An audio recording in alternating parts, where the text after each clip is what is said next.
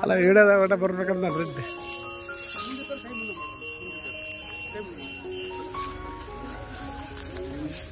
ಪ್ರಜಾಪ್ರಭುತ್ವದಲ್ಲಿ ದೃಢ ವಿಶ್ವಾಸವುಳ್ಳ ಭಾರತದ ಪೌರರಾದ ನಾವು ನಮ್ಮ ದೇಶದ ಪ್ರಜಾಸತ್ತಾತ್ಮಕ ಸಂಪ್ರದಾಯಗಳು ಮತ್ತು ಮುಕ್ತ ನ್ಯಾಯಸಮ್ಮತ ಮತ್ತು ಶಾಂತಿಯುತ